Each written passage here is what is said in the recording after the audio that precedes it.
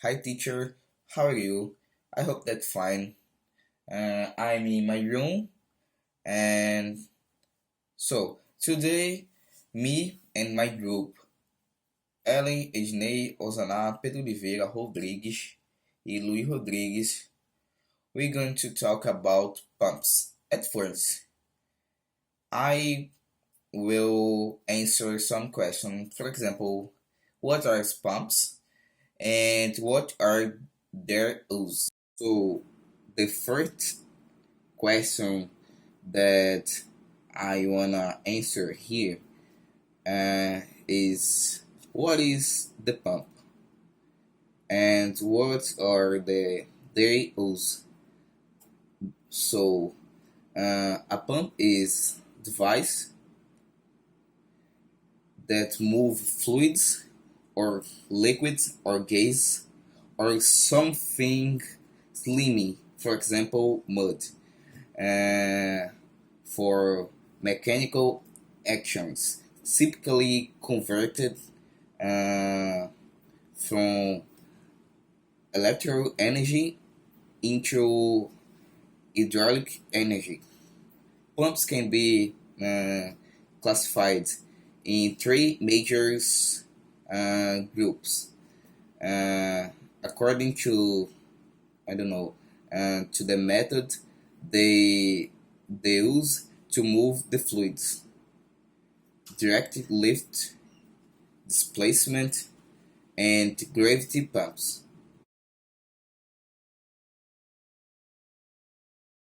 The second question or second topic, I will speak with my friends Ney specifically what are the type of pumps. Look this picture that show in PowerPoint. Pumps they are divided in two groups: the turbo pumps or dynamic pressure pumps (DDP) or positive displacement pumps. The DDP can be centrifugal, propeller, or turbine. But my friend Ednei will speak better about these pumps. Positive displacement pumps can be divide, yes, in more two brands.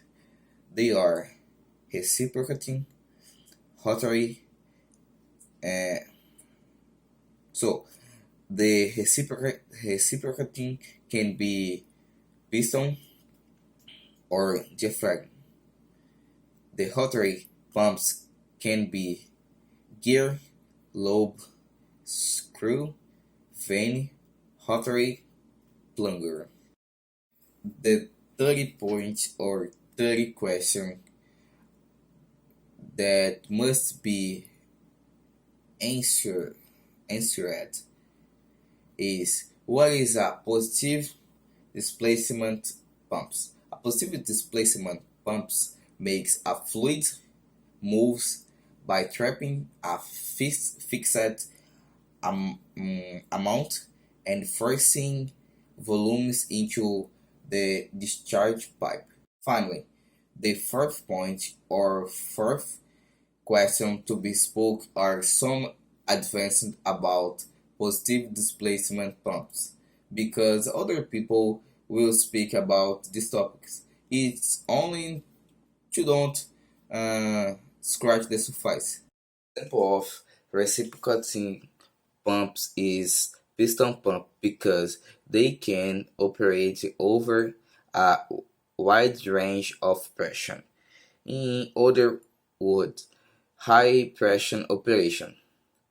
And this pump is deal with medium viscosity or liquid containing solid particle and also flow rate up to 4 meters cubic per hour. An example of rotary pump is gear pump. They are one of the most common types of pump for hydraulic fluid power application. This pump is better for viscous liquids and the efficiency can reach 95%, And last but not least, it is the most used type of volumetric pump. Hi, Professor, and my name is Ednei. I talking about centrifugal pump and gear pump. First, the centrifugal pump, also called the turbo pumps, are characterized by having a rotor equipped with blades, also called an impeller, which which exerts forces on the liquid to move with greater acceleration. Centrifugal pump transport fluids by converting rotational kinetic energy to hydrodynamic energy. This energy transformation is carried out by the diffuser, also called the stove. Common uses include the suction of water, swag, oil, pump in petrochemicals, and the semi-centrifugal fans. Gear pump is a positive displacement pump responsible for converting mechanical energy and hydraulic energy. It's specified by its maximum pressure capacity and also by the displacement. These pumps are formed by a housing and with small inlets and outlet channels, as well as a mechanism for pumping liquids that consists of two gears. They are used in various sectors, for example, in the agricultural industry. This is. Hi everyone, good night, Professor. It's been a long time since I last saw you. Well, my name is Helen. Me and my fellow Luis Rodriguez. We are responsible to show about the use of pumps, and our classmates were explaining about types and functions, and me and my fellow, we are going to speak about the use of them.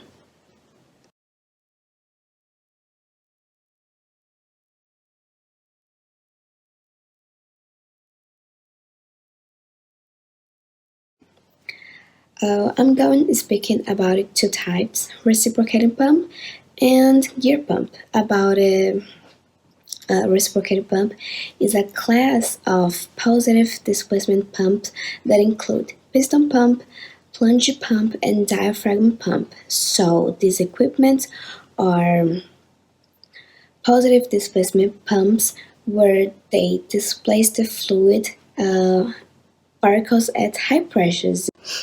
I think this part is very important because is about the use of pumps. So, um, reciprocating pumps usually are used in high pressure applications. That pressure is a priority to compare quantity, and this equipment is most common used in boiling water feed as a water to be feed in high pressure can use it in a centrifugal pump due to a cavitation problem and can use it to fuel inject in engines.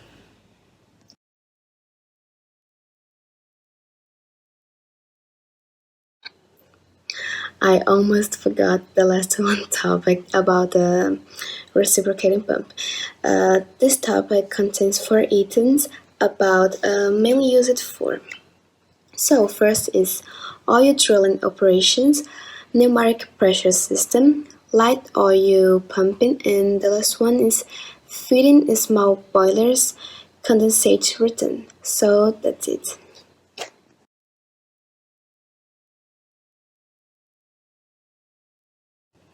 Hello again. Now I'm going to speak about gear pumps. Basically, a gear pump is a positive displacement pump. Um, they use an action of rotating cogs or gears to transfer liquids.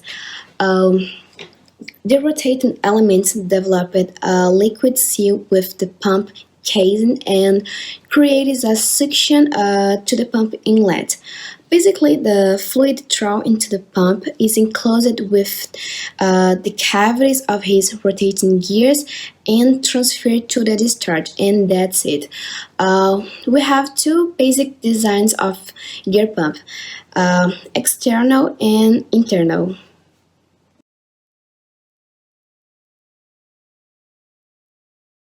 About the use of gear pumps. This type of equipment commonly used pump in high viscosity liquids such as oil, resins, paints, or foodstuffs. They prefer in any application where accurate dosing or high pressure output is required. And that's it.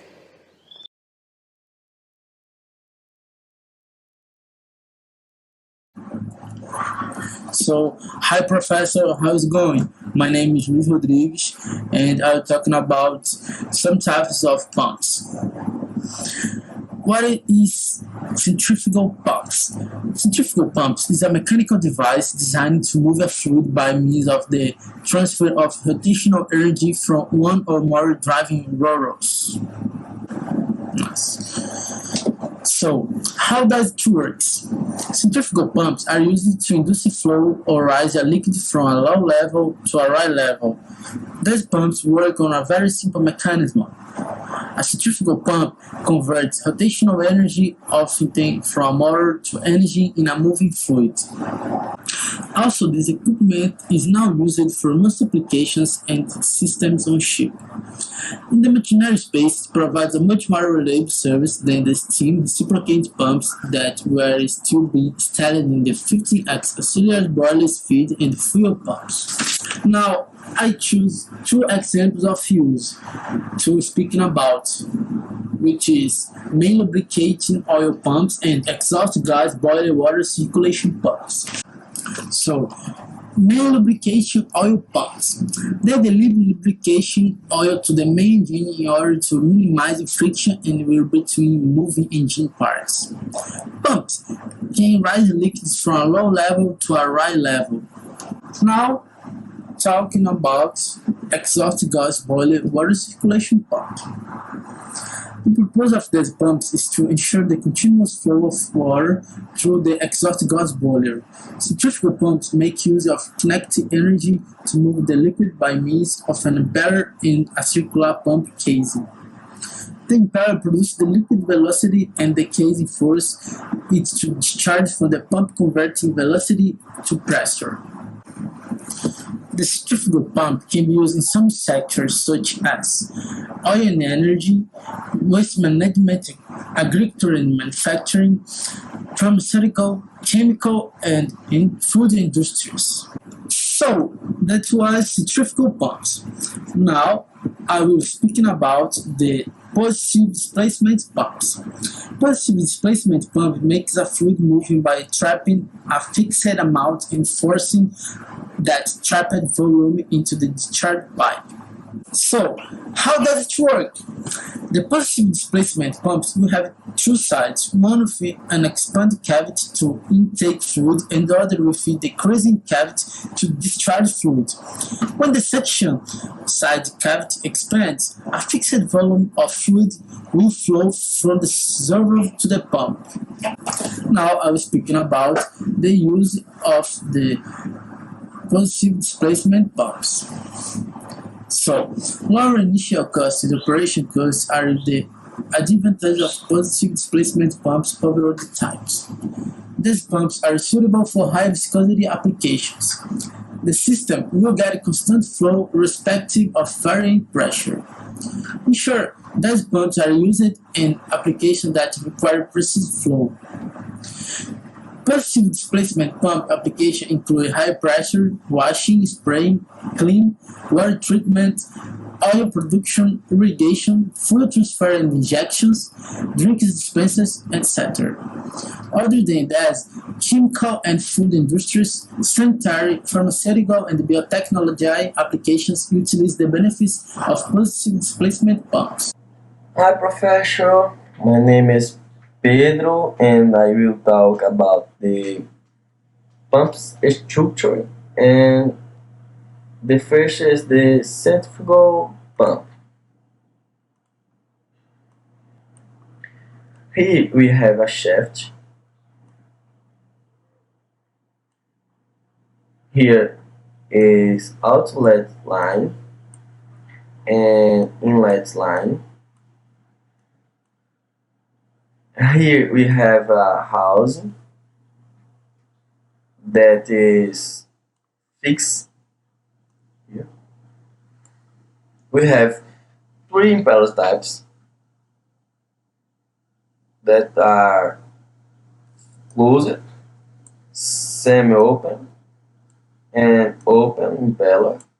And the closed impeller is composed by an impeller, a diffuser with return vanes, and a casting. Here is the volute casing, a box to impeller, basically. The piston pump. The piston pump can be of two types: a single action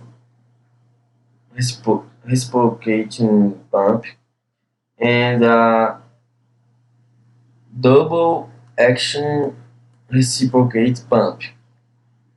The difference is the valves. Here we have four valves, two valves to discharge and two valves for the suction. And we have a plunger or piston rod here and here. We have a suction pipe or inlet and the outlets. And here we have a suction manifold and discharge manifold. And here is packing, the packing.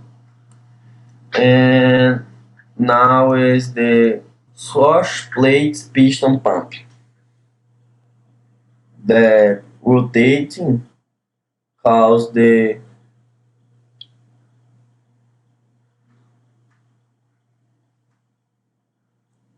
movement of the piston and comprime comprime the liquid.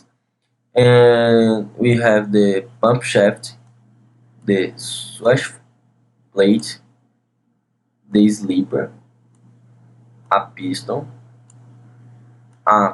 chamber, the cylinder block here on blue, and the valve plate.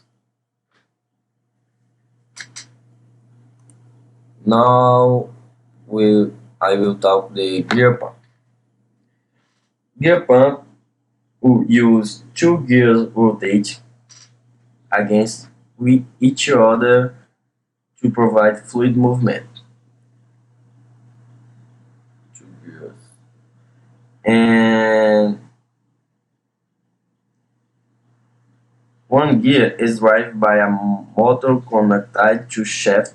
This is called the drive gear, because it is driven by a motor and it in turn measures with and drives the movement of the second gear.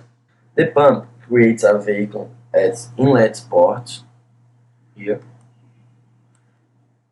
and allowing fluid to flow into the pump. Then fluid flows into the cavities and is trapped by the gear teeth. As the gears rotate, a flow path is created around the outside of each one. Fluid trapped in the slots between teeth is carried around and discharged into the cavity with the outlet port meshing of the teeth. In the center of the pump seals.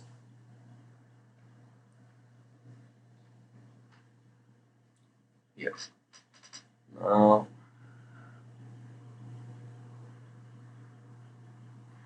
there is a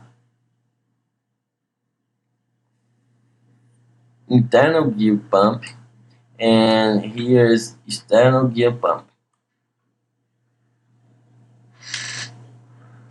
But basically we have the liquid here enter between the teeth gears and the inlet, the outlet, the driver or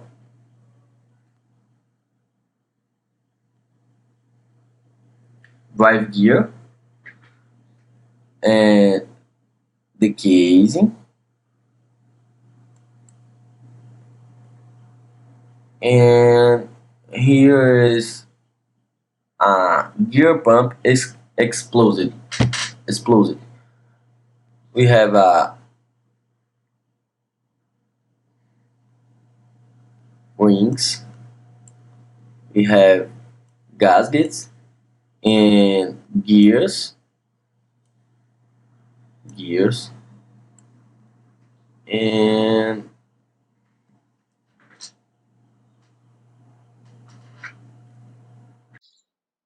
Good morning, Professor. My name is Rodrigues. Me and Ozana will talking about the working principle of the pumps. We divide the pumps in three groups: reciprocation pumps, dynamic pressure pumps, and rotary pumps. I'm going to talking about dynamic pressure pump and rotary pumps, and Ozana will talking about reciprocation pumps. For the dynamic pressure pumps, I choose a centrifugal pump, and for a rotary one, I choose a GOL pump. So how a centrifugal pump works? The centrifugal pump is basically divided in two parts, the impeller and the volute chamber. The impeller will rotate in a very high speed and it will make the fluid around him rotates too. This rotation of the fluids makes the fluids gain a lot of pressure and a lot of speed. This change of energies will, will create a very low pressure in the suction lines and a very high pressure in the discharge lines. It's important to say that the volute chamber has an increased area along the full discharge. Like the volute chamber starts with a very low area like this and the area will increase it along the direction of the fluid. This is important to say because by this the fluid will lose a lot of speed and will gain a lot of pressure. So the GOL pump. The GOL pump is divided in two parts, the casing and the gear pair. The gear pair is divided in two gears, the driving gear and the idle gear. The idle gear is driven by the driving gear. So how it works? The driving gear will be driven by an electric motor and will drive the idle gear, and the both will rotate, creates a very low pressure in the inlet side, and the fluid will get inside the pump by this and will get trapped between the gear and the casing. and will make this movement like we can see here. This movement will make the fluid gains a lot of pressure. This type of bump is very common in lubrication systems because lubrication systems needs a very high pressure on the fluids to go wherever they need to go. So we use these pumps. So this is it. And also now we're talking about reciprocation pumps. Hello, Professor. My name is Azanai, and now I'm talking about reciprocating pumps. So, they are a positive displacement pump that takes a certain volume of the liquid and is collected in a chamber. And when this liquid is into this chamber, they put pressure on it and they are discharged by the pressure. Here are some images of the pump.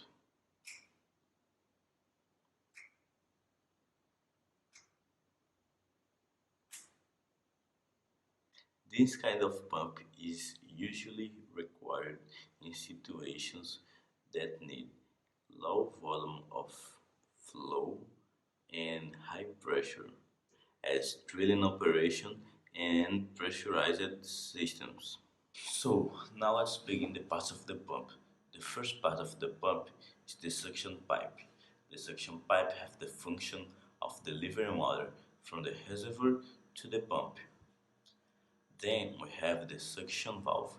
It's a non-return valve that is used to stop the water from returning into the suction pipe after it's gone into the chamber. The next part is the delivery pipe. It's the pipe that the water goes once it leaves the chamber, the cylinder. Then we have the delivery valve. It's a non-return valve that's used to prevent the water from returning into the chamber once it's on the delivery pipe. Now we're going to talk about the piston. The piston is a shaft which moves inside the cylinder and pushes the liquid forward and backward. The piston is guided by the piston rod that usually is connected to the connection rod that is used to connect the crank to the piston rod. And the crank is nothing but a disc connected to the power source as a motor, an engine, or even a human hand that delivers power to the pump. And the last part is the air vessel that are connected to the both suction and delivery side and is used to keep the movement always linear, preventing the stop and go movement. Now I will explain how the air vessel works. So let's talk about the air vessel. The air vessel is a vessel that contains both water and air, and it stays in the suction and the delivery pipes. In the suction pipe, it has the function to prevent the creation of vacuum in the suction pipe during the phase where the piston is going up and getting the water into the delivery pipe. And in the delivery pipe, the air vessel have the function of keep the water flowing even when the delivery valve is closed, not allowing water in it. So, how this little piece can do this amazing job? When the piston going up, the delivery valve is open and let the water flow into the delivery pipe, causing a high pressure. This high pressure makes the water going as to the final destination as the air vessel. The water that went to the air vessel compressed the air in it. So, when the delivery valve closes, the air inside the air vessel pushes the water and acts like a piston, pushing the water to keep going even when the delivery valve is closed. The air vessel in the suction line have the function of avoiding the creation of vacuum in the suction line. How? When the suction valve is closed, instead of creating a vacuum in the suction line, the air in the air vessel will expand and prevent the vacuum. That's very simple and very useful. And that's it. I think I said all about reciprocating pumps. And this is the end of the presentation of my group. I hope you enjoyed. And thank you, Professor. Bye bye.